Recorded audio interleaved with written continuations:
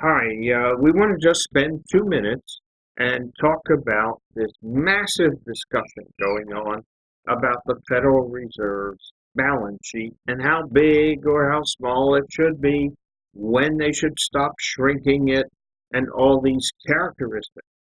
So let's have a very simple illustration. Suppose the Central Bank of the United States, the Federal Reserve, creates $1 million out of thin air electronically, takes the million, goes to the primary dealer, and buys $1 million worth of U.S. Treasury obligation. What happens? That million that was created out of thin air and is received by the dealer is deposited immediately in the dealer's commercial bank account, and at the end of the day, it becomes an excess reserve in the banking system. No matter which bank holds it, the system as a whole has a new $1 million excess reserve that wasn't there the day before. What happens with the Treasury obligations? Well, the Treasury market, no matter which Treasury bill, note, or bond it is, has transferred $1 million Treasury bill, note, or bond to the Federal Reserve.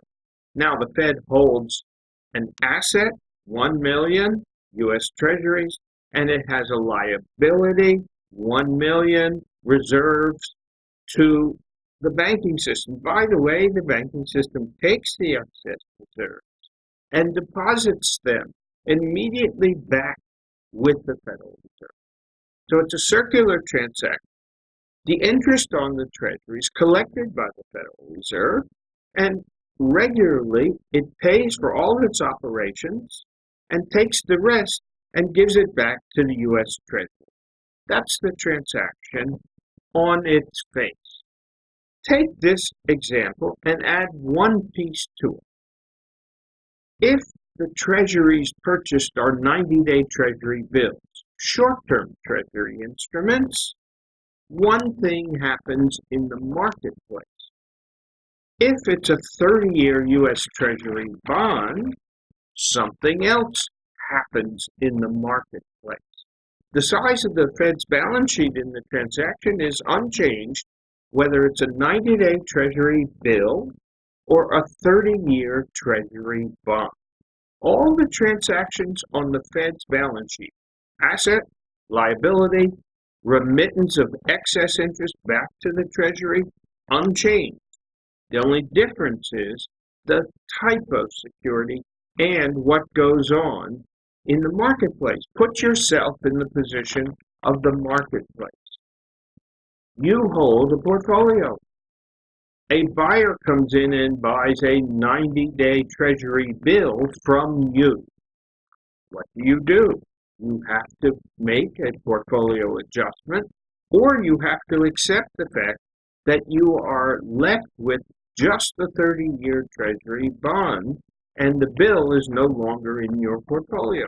The reverse would be true if the Fed bought a 30-year Treasury bond instead of a Treasury bill. So, bottom line, there are lots of nuances in the change of the Fed's balance sheet, the composition of its holdings, the impacts on the liabilities in the banking system, and they are very intricate. For clues about the Fed's balance sheet, look at its composition, what's in it, not just the size. And for additional clues, look at the liability side and the various component parts. We're going to have more to say about that at Cumberland. We're going to write about it. We already have been doing so, and we hope we can contribute to the discussion. This is a major change for the United States and its central bank, and there are many ramifications, some of which could be unintended consequences that the Fed hasn't realized and the market agents haven't realized. Thank you.